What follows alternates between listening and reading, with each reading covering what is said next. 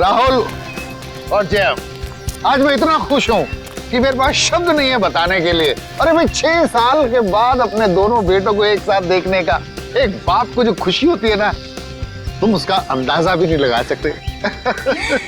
बाबूजी, राहुल, जय, जल्दी आइए, खाना तैयार है। आप लोग भी प्लीज आइए। आओ बेटा, जल्दी आओ, खाना तैयार है।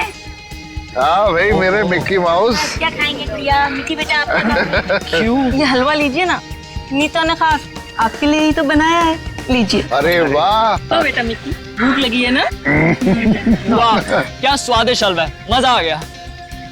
बाबूजी, आज शिल्पा ने खाने में बहुत ज्यादा प्यार डाला है, इसीलिए खाना इतना टेस्टी लग रहा है सबको।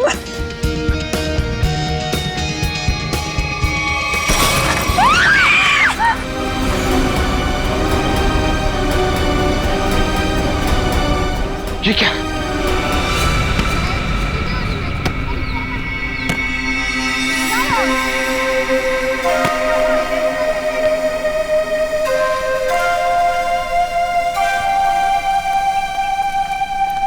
अरे प्रकाश अंकल, आप यहाँ? अंकल नमस्ते। नमस्ते अंकल। नमस्ते। अंकल मैं तेज बीविंग में रहता हूँ। माफ करना बेटा, मेरा ध्यान कहीं और था। कोई बात नहीं।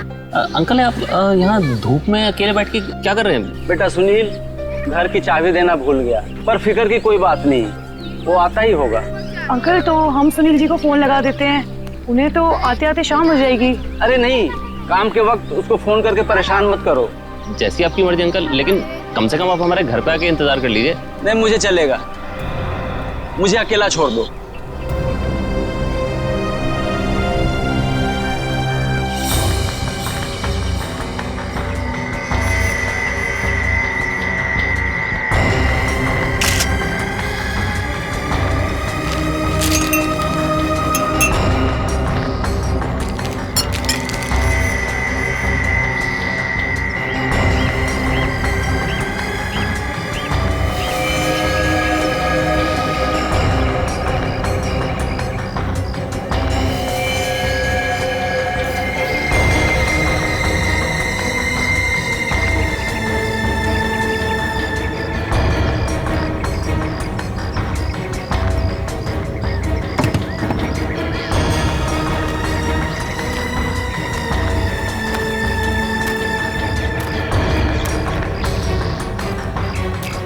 एक बात बताइए जी, आप सब लोग यहाँ पर खाना खाने बैठे थे है ना, तभी ये हाथ खाने में गिरा?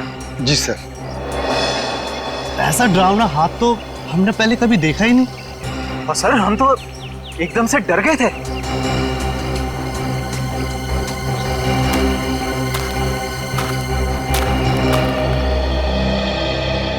सर आपने हाथ तो देखा ही ना सर, गला नहीं है लेकिन खून पूरी तरह से सूख चुका है।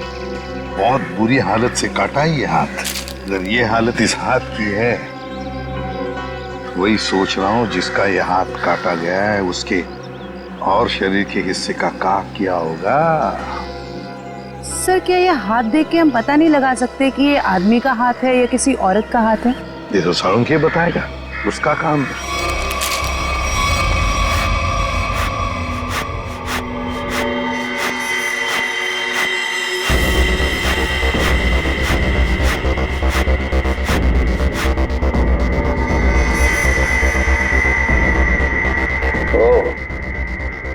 इन मुजरिमों के हौसले भी दिन ब दिन बुलंद होते जा रहे हैं। ओए, अकेले में क्या बातें कर रहा है? मुझसे बात कर। क्या पता चला, बताओ जल्दी। बस जिस किसी का भी हाथ है उसका डीएनए मरने वाले की कहानी पुकार पुकार कर बता रहा है। ऐसी क्या कहानी बता रहा है सर? सचिन, जिस किसी का ये हाथ है उसकी उम्र 40 से 45 साल की है। तो बॉस, इसके साथ जो कुछ हुआ है उसे सोच करके भी रोंगटे खड़े हो जाते हैं। रोंगटे खड़े हो जाते? क्यों सालूंके साहब? इसके हाथ में से खून का एक एक कतरा निचोड़ निचोड़ के निकाला गया है। क्या कह रहे हैं सर आप? इतना कुछ किया गया इस बेचारे के साथ इसे मारने से पहले? हाँ, और ये सुइयां, ये तारे, ये सब इस हाथ के प्रेशर को, वॉल्यूम को और डेंसिटी को बता रहे हैं। लेकिन सर जब आदमी मर चुका है और उसके हाथ में खून ही नहीं है तो प्रेशर कैसा? एक डेड बॉडी का भी एक निश्चित वॉल्यूम, निश्चित प्रेशर और निश्चित डेंसिटी होती है, लेकिन इसके मुर्दा शरीर का वो डेंसिटी, वो वॉल्यूम और वो प्रेशर तीनों कम है। और ये हाथ देखो बॉस, इस हाथ को देखने से लगता है कि किसी ने बहुत ही क्लिनिकली, सर्जिकली इस हाथ को काटा है। अच्छा, मतलब किसी ऐसे आदमी ने ये काम किया है जो मेडिकल के बारे में जानता है, शायद डॉक्टरी पेशे का हो सकता है। लेकिन ये है कौन, ये जानने से पहले हमें ये पता लगाना होगा कि ये हाथ किस आदमी का है, और ये हमें इस हाथ के ऊपर मिली अंगूठी ही बता सकती है। लेकिन सर उस अंगूठी को तो जंग लग गया था ना? हाँ, अंगूठी को जंग लग गया था, इसीलिए बॉस उस अंगूठी को ब्रिंजोन कार्बाइड नाम के केमिकल में डाला है ताकि जंग हट जाए और उस अंगूठी का असली रूप हमारे सामने आ जाए। एक मिनट।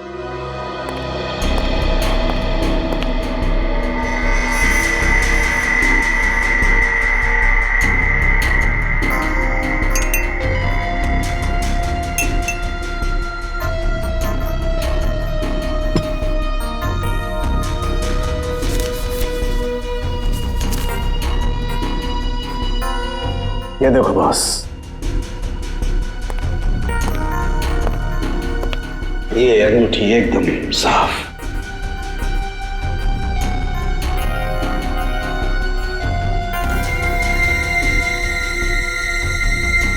ये क्या है? इस अंगूठी के अंदर दो अल्फाबेट्स इनग्रेव किए हुए हैं, आर वी। सर, ये दो अक्षर आर और वी, इनसे कैसे पता चलेगा उस आदमी के बारे में? यही तो हमारा काम है ना फ्रेडी, पता लगाना। सिर्फ इन दो अक्षरों से, आर और वी। फ्रेडी, इससे भी छोटे सुराग से हमें पता चल सकता है मुजरिम कौन है।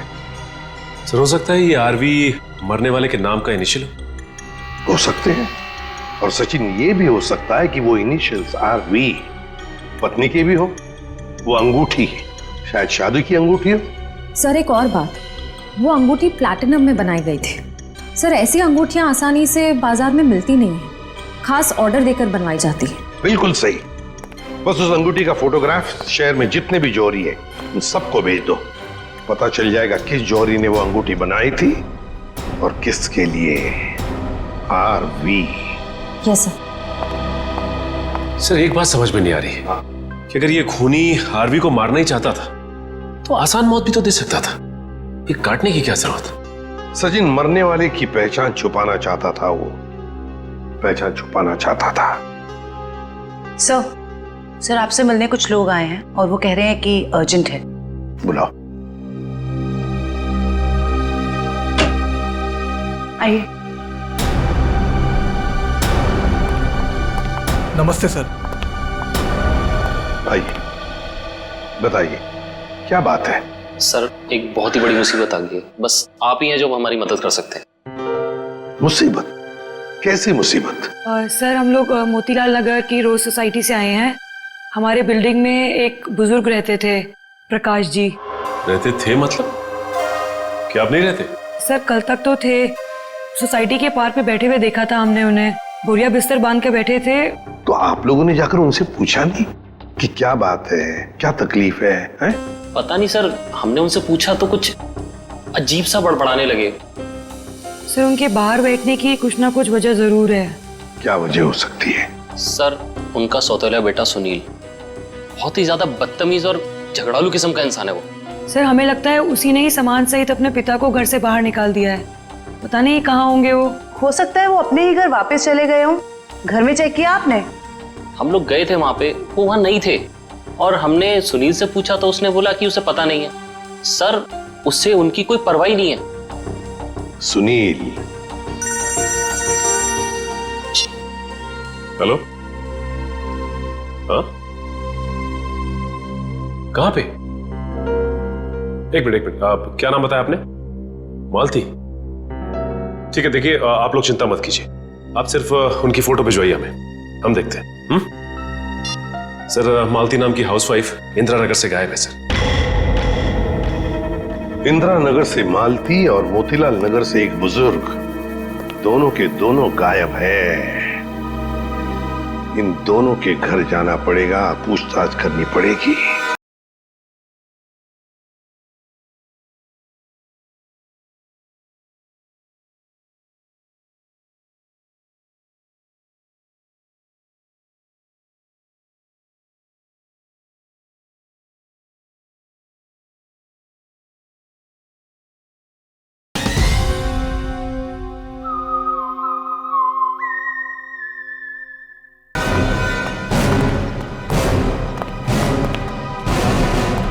सर, हमने मिस्टर सुनील का घर अच्छे से चेक किया। प्रकाश जी नहीं है वहाँ पे, और ना ही कोई ऐसा सुराग मिला है जिससे प्रकाश जी के बारे में कुछ पता चल सके।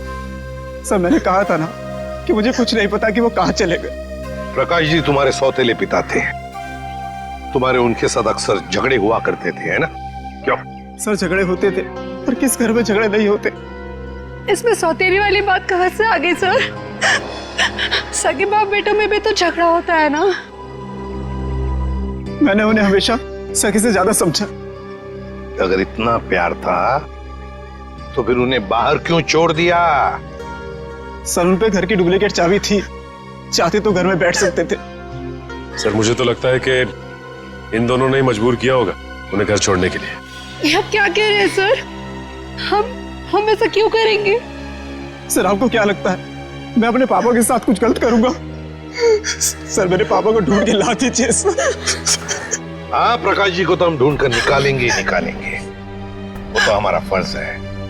लेकिन एक बात याद रखना, अगर पता चला तुम लोगों ने अपने पिताजी के साथ कोई गैर बर्ताव किया है तो अच्छा नहीं होगा, समझे?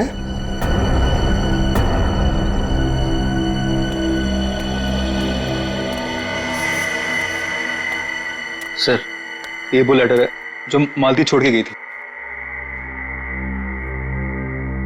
जरा बच्चों को अंदर लेके जाओ।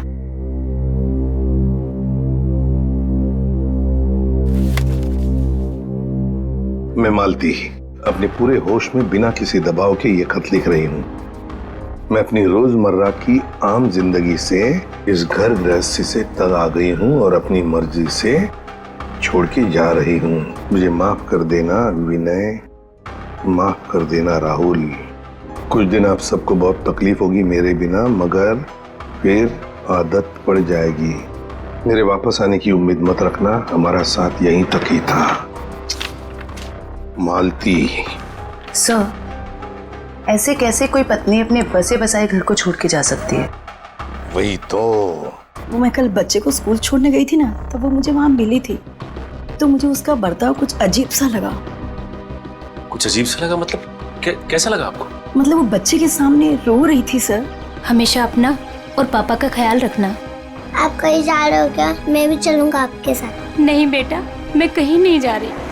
और रोते रोते उसने बच्चे को वैन में बिठाया और वो सब्जी लाने के लिए चली गई, और जाते जाते उसने अपना मोबाइल फोन भी तोड़ दिया। ये तो बड़ी अजीब बात है। कैसे गई वो वहां से? वो ऑटो से गई सर। और कहाँ गई, कुछ पता चला? मेरा मतलब है, क्या सुना आपने?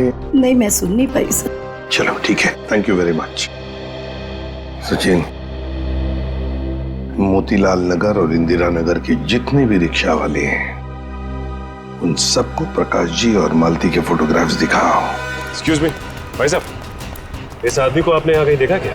नहीं सर, इनको कभी नहीं देखा। अरे अब ध्यान से देख के बताइए, हो सकता है कभी आपकी टैक्सी में बैठे हो। टैक्सी में तो दिन भर में बहुत लोग बैठते हैं साहब, हर किसी का चेहरा याद रखना मुश्किल रहता है। शुक्रिया।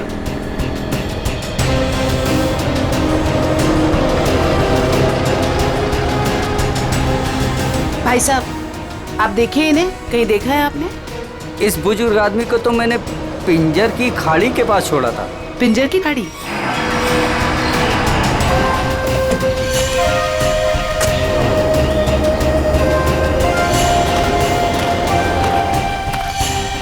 साहब, ये औरत कल पक्का मेरे साथ मेरे ही ऑटो में गई थी। अरे मैडम, यहाँ इस सुनसान जगह पे कहाँ रुकवा दिया ऑटो? आगे सारा जंगल ही जंगल है। और साहब एक और बात बताऊं, वो औरत ना मुझे बड़ी अजीब सी लग रही थी साहब। पूरे रास्ते रोती हुई गई और मोटी डोंगरी की गुफा के पास इसने मेरी ऑटो रुकवाई और उतर के चली गई। मैंने कहा भी कि मैडम अपने बाकी के पैसे तो लेते जाइए, लेकिन उसने पीछे मुड़कर देखा ही नहीं, बस जंगलों की तरफ बढ़ती चली गई साहब। ठीक है भाई। जी सर। अरे जयवंती जरा देखो, देखो जरा ये टैब में, मोटी डूंगी की गुफा और पिंजर की गाड़ी। सर ये दोनों इलाके तो कुलवाड़ी के जंगलों के आसपास हैं। काफी सुनसान इलाका लग रहा है सर। हाँ, इस इलाके में 20 किलोमीटर तो जंगल ही जंगल है, लेकिन ये दोनों ऐसे घने जंगल में उतरे क्यों?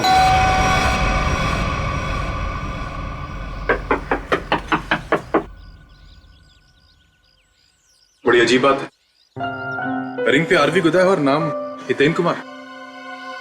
हो सकता है इस घर के किसी और सदस्य के नाम के इनिशियल्स हों ये, क्योंकि उस जौहरी को पूरा यकीन था कि इस रिंग का ऑर्डर इसी घर में से किसी ने दिया है।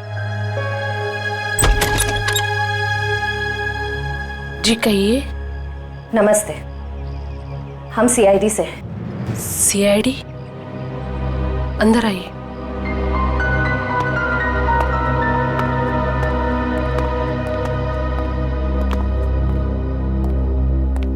जी हितेन ठीक तो है ना?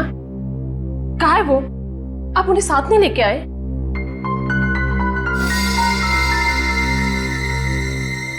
क्या आप इस अंगूठी को पहचानती हैं?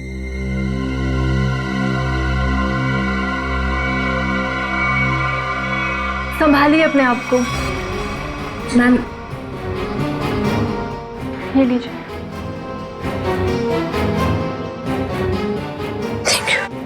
क्या आप बता सकती हैं कि इस अंगूठी पर जो आरवी इनिशियल्स बने हुए हैं, इनका क्या मतलब है?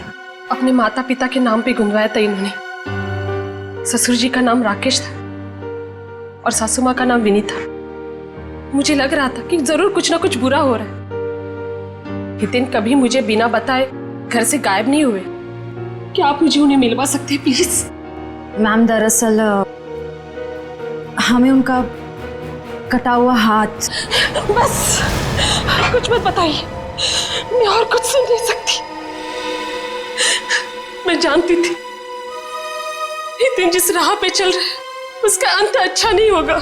हमें भी पता चल चुका है कि वो किसी गलत काम में शामिल थे, इसलिए आपने उनके गायब होने की रिपोर्ट नहीं दर्ज कराई। क्या आप प्लीज हमें पूरी बात साफ साफ बताएंगी? दरअसल इन्होंने अपने कंपनी से 10 करोड़ का घोटाला किया था। 10 करोड़ का घोटाला? इन्होंने वो पैसे कहीं और काम पर लगाए। पैसे तो डूब गए, लेकिन जब कंपनी ने उनके पास पैसे की डिमांड की तो उनके पास पैसे देने के लिए एक फूटी कौड़ी भी नहीं थी। फिर क्या, कंपनी ने इनके ऊपर केस कर दिया। हमारा घर नीलाम होने के कगार पर आ गया। मुझे लगा शायद इसलिए 3 दिन पहले घर से गायब हो चुके हैं। और इसलिए आपने उनके गायब होने की रिपोर्ट दर्ज नहीं कराई? नहीं, दरअसल अचानक मुझे इनके कंपनी से कॉल आया, किसी ने कंपनी की रकम चुकता कर ली है। मैं खुश हो गई कि शायद ही आप वापस आएंगे। एक मिनट, वो 10 करोड़ रुपए जो हितेन ने कंपनी से चुराए थे वो किसी और ने चुकते किए? किसने? पता नहीं, किसी ने इनके कंपनी के अकाउंट में वो रकम डलवा दी थी और एक चिट्ठी छोड़ी कि ये रकम वही है जो हितेन ने उनकी कंपनी से ली थी। बड़ी अजीब बात है मैम, कोई और हितेन के पैसे क्यों चुकाएगा, वो भी 10 करोड़?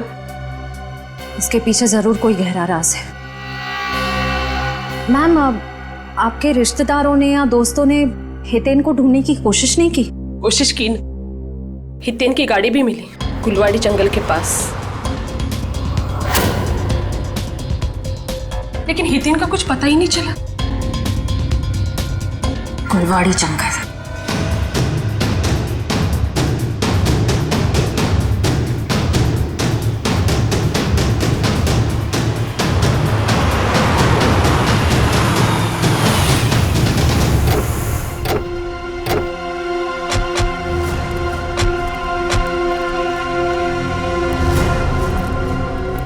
सर ये जंगल तो काफी डरावना है। प्रकाश जी और मालती यहाँ क्या करने आए होंगे? हो सकता है उन्हें झांसा दे के लाया गया हो या जबरदस्ती यहाँ ले आया गया हो।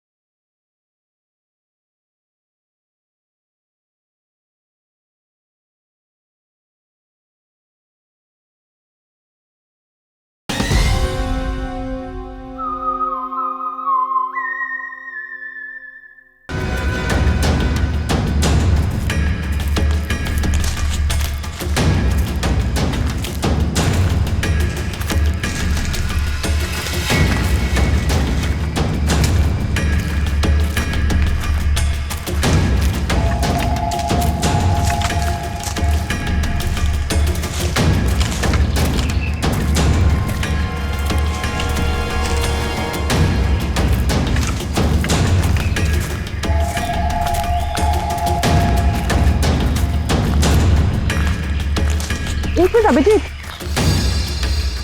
वो देखो।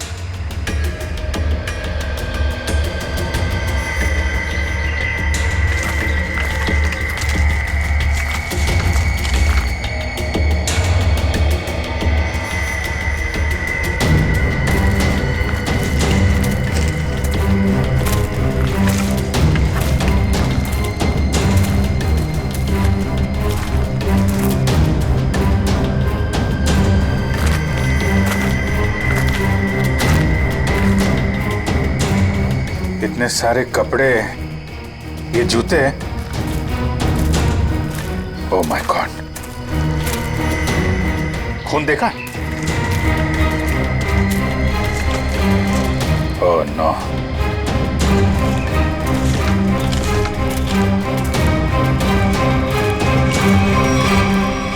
ये खोपड़ियां, ये हड्डियां, ये जंगल के अंदर चल क्या रहा है?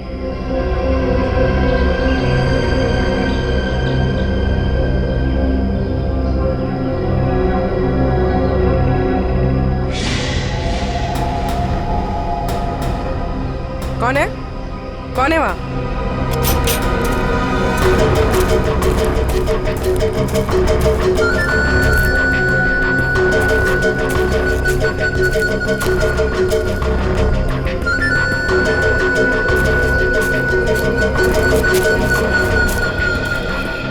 क्या हुआ?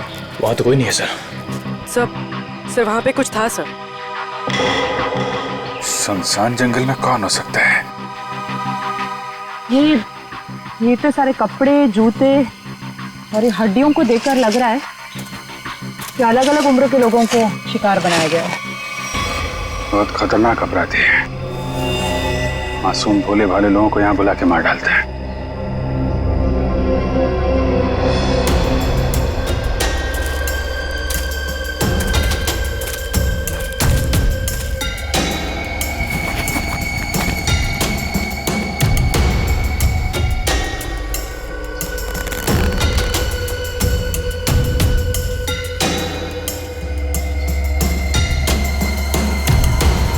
प्रकाश जी कब आ गई है? ये अपने बीवी बच्चों की फोटो लेके यहाँ पे क्यों आए थे?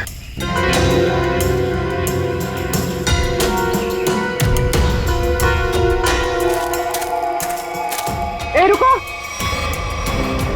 क्या हुआ?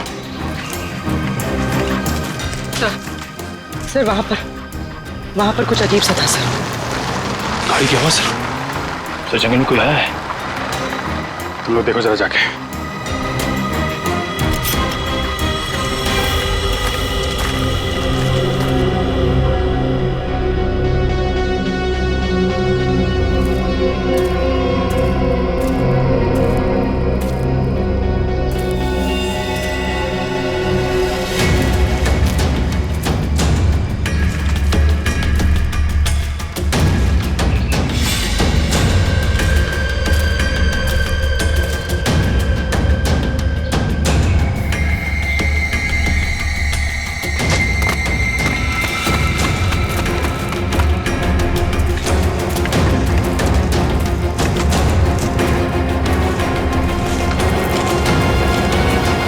हितेन का कटा हुआ हाथ और उसकी गाड़ी मिलती है गुलवाड़ी जंगल के आसपास।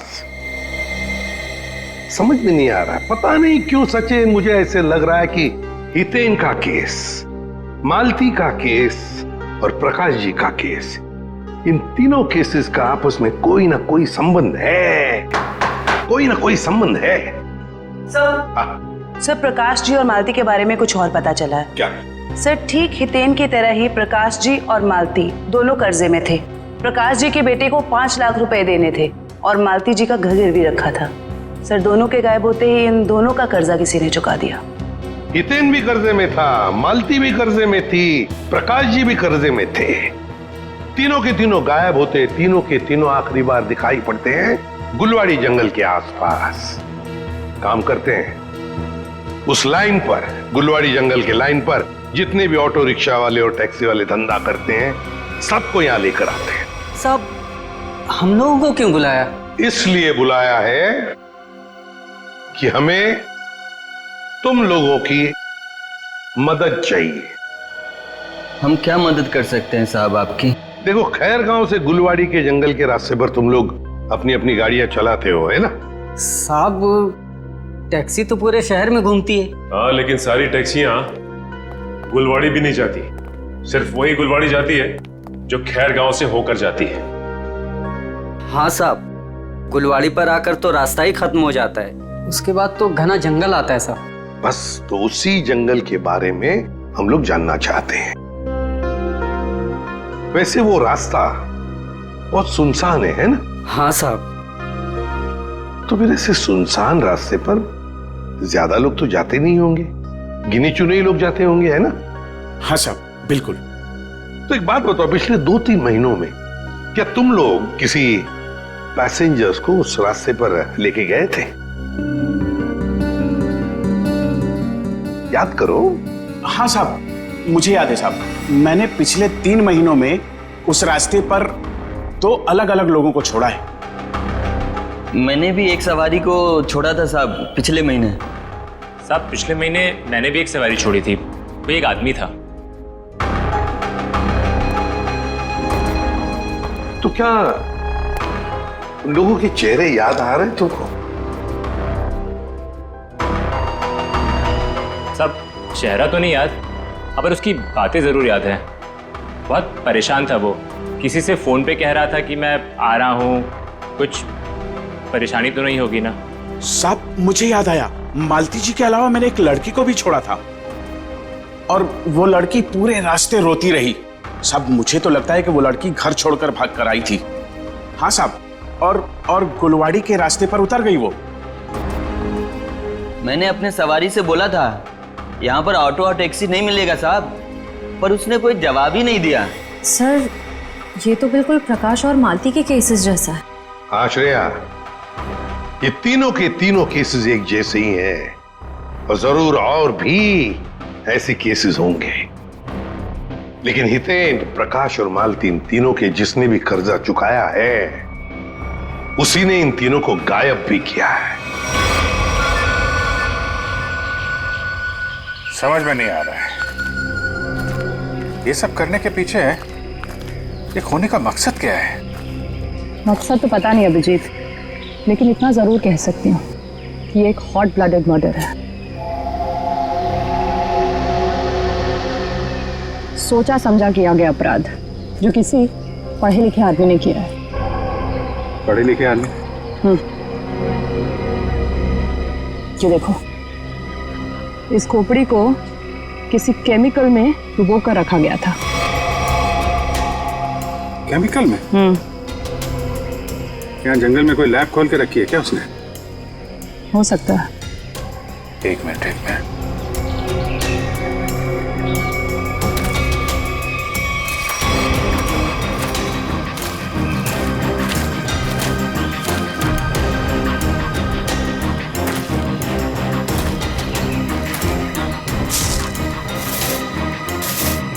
ये देखा?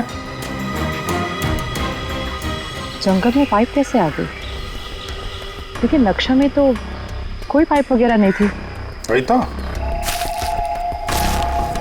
कहीं ये पाइप भी उन अपराधियों ने तो नहीं लगाई है? काटो जरा सा।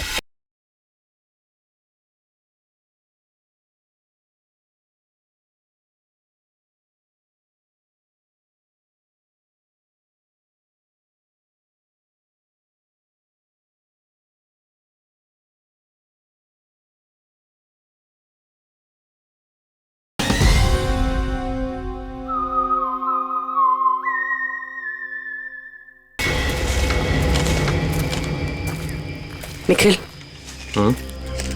गाड़ी की आवाज उसी वक्त आई जब हम जंगल में थे। ये कोई संयोग नहीं है। मतलब मुजरिम को भनक लग गई थी हमारे जंगल में आने की।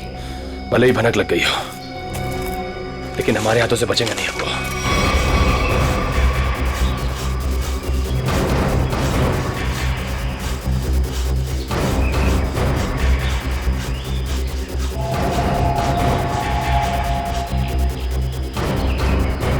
बदबू आ रही है। कौन? पाइप में खून है। लोगों को मार के, उनकी लाशों को काट के इस पाइप में से खून भेजा जा रहा है। किसी एक आदमी का काम नहीं है, ये पूरा का पूरा गिरोह है। ये पाइप हमें उन तक पहुंचाएगा। सर, मैंने मिसिंग पर्संस ब्यूरो से पता लगाया। सर, जंगल के पास जो जो लोग गायब हुए थे वो सब कर्जे में डूबे हुए थे। जो जो लोग उस गुलवाड़ी जंगल में गायब हुए सब कर्जे में डूबे हुए हैं। तो मतलब मेरा शक सही था। ये कोई संयोग नहीं, सोच समझ के बनाया हुआ प्लान है ये, कर्जे में डूबे लोगों को निशाना बनाने का। सर, लगता है ये कोई सीरियल किलर है जो कर्जे में डूबे लोगों को ही अपना शिकार बना रहा है। सर सचिन, हो तो हम पता लगा ही लेंगे। ये प्रकाश, हितेन और मालती, इन तीनों के फोन रिकॉर्ड चेक किए? Yes sir. क्या पता चला? सर, इन तीनों के फोन रिकॉर्ड्स में 3 नंबर ऐसे हैं जो कॉमन हैं। किस किस के फोन नंबर्स है वो? सर, 2 नंबर तो बंद आ रहे हैं और तीसरा नंबर किसका है इसका पता नहीं चला है। लेकिन सर, इस तीसरे नंबर से किसी जया को फोन किया गया है परसों। तीसरे नंबर से जया को फोन किया गया है? तो फिर लगता है जया की जान को खतरा है। जया की जान को खतरा है। श्रेया, इस जया को फोन करो, पूछो उससे क्या वो किसी कर्जे में डूबी है क्या।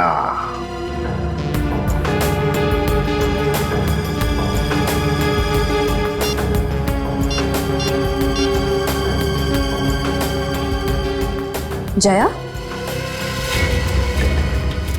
निखिल, ये देखो टायर के निशान। टायर के निशान? अगर टायर के निशान यहाँ है तो गाड़ी भी कहीं आसपास होनी चाहिए।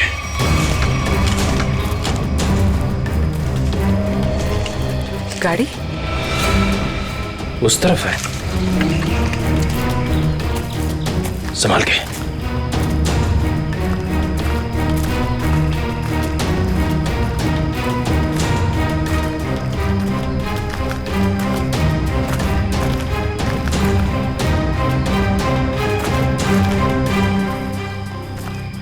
यहाँ तो आसपास कोई नहीं है। इंजन अभी भी गर्म है, मतलब जो कोई भी इस जीप में आया है यहीं आसपास है। इतने सारे डब्बे?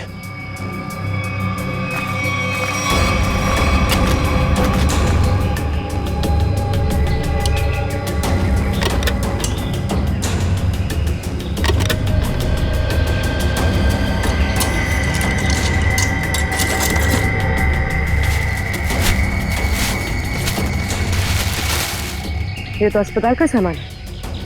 यहाँ इस जंगल के बीच क्या कर रहा है? वही तो।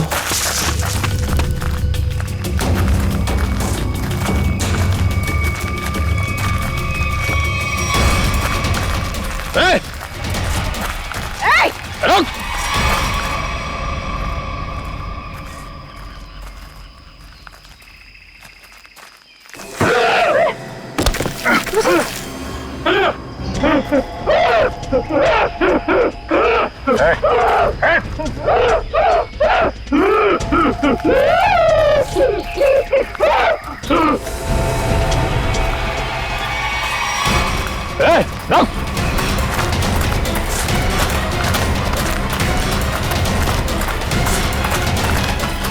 देखो क्या क्या है, क्या बात है?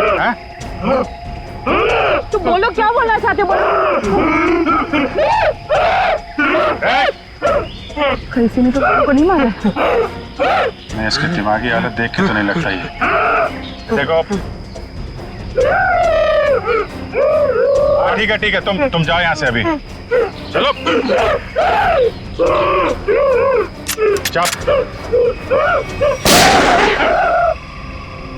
तुमने गोली क्यों मारी? वो बेचारा डर के भाग गया। वापस आके इसको बचा लेंगे। पहले प्रकाश और मालती को बचाना जरूरी है, कहीं उनकी भी ऐसी हालत ना हो जाए।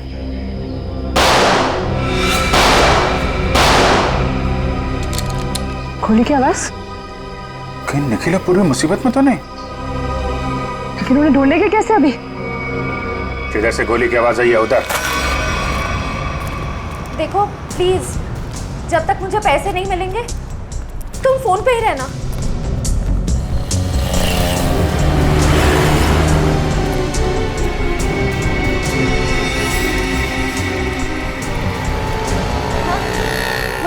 दिख गई। मैं आ रही। नहीं नहीं नहीं, तुम फोन मत रखना प्लीज प्लीज, मैं पहुंच गई।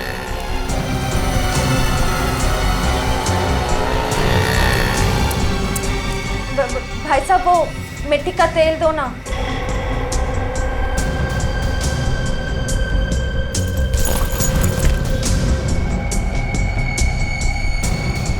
मैं सीआईडी ऑफिसर, सीधे से बता दे किसके इशारे पे तूने मुझे बैग दिया, वरना ससुराल की सैर करनी पड़ेगी। वो जा रहा है, नीली कमीज वाला, फोन पर। मयूर ऋषिता, वो ब्लू शर्ट वाला। बस बस बस बस, बहुत घूम लिया। तुम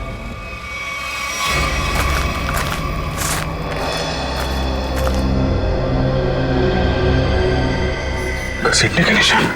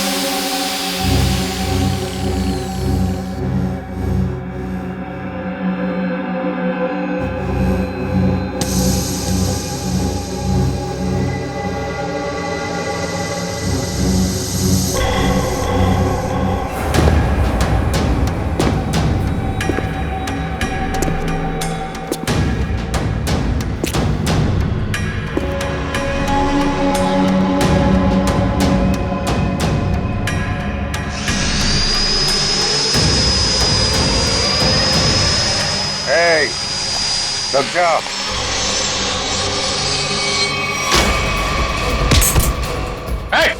रुक जाओ, नहीं तो इसकी खोपड़ी उड़ा दूंगा।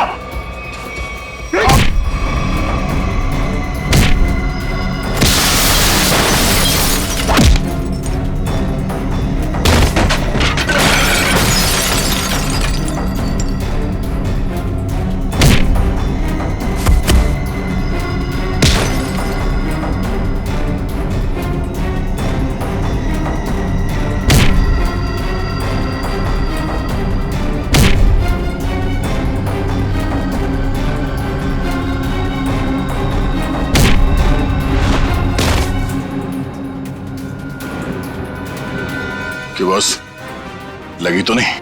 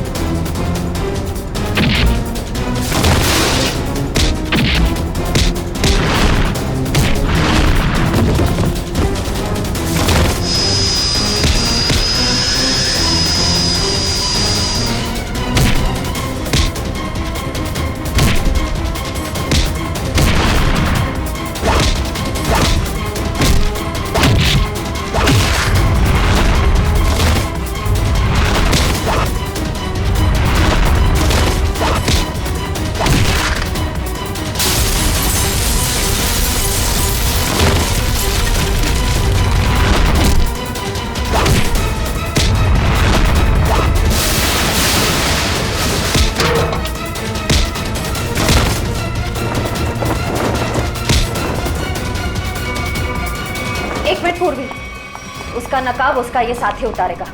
उतार उसका मास्क। सर, ये वो लेटर है जो मालती छोड़ के गई थी।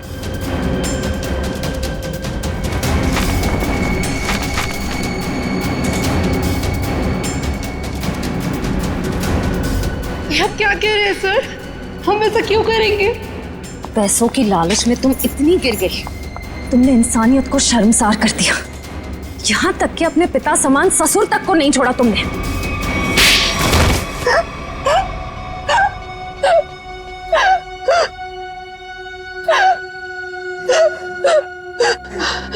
मैंने जो कुछ भी किया लोगों की मर्जी से किया और उन्हें उनके बलिदान का दाम भी दिया। गलत। लोगों की मजबूरी का नाजायज फायदा उठाया तुम लोगों ने। उनके शरीर के अंगों का काला कारोबार कर रहे थे तुम लोग। क्यों? क्योंकि आपकी सरकार ने मेरा डॉक्टर का लाइसेंस कैंसिल कर दिया था। कमाल है, तुम्हारा लाइसेंस रद्द कर दिया तो तुमने लोगों को मारना शुरू कर दिया।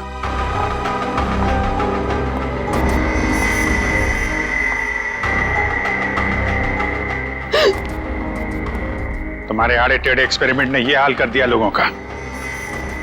शर्म आनी चाहिए तुम दोनों को। इतना नीचे गिर गए कि अपने घर वालों को तक नहीं छोड़ा तुम लोगों ने। क्या करते सर, विदेशी ग्रुप से पैसा ले चुके थे हम, और जो अंग उन्हें चाहिए थे वो हमारे पास नहीं थे, इसलिए सोचा घर वाले ही सही। बड़े बड़े मुजरिम देखे हमने, मगर तुम लोगों जैसे घटिया सोच वाले लोग आज तक नहीं देखा। बीमार हो तुम लोग, इस समाज में रहने लायक नहीं हो। किस्मत अच्छी हुई तो जिंदगी भर जेल में सड़ोगे, वरना आसार तो यही है कि अदालत फांसी देगी तुम्हें। ले जाओ इन्हें। चल।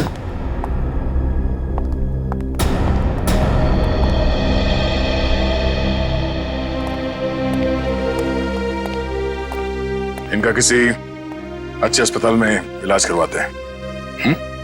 चल।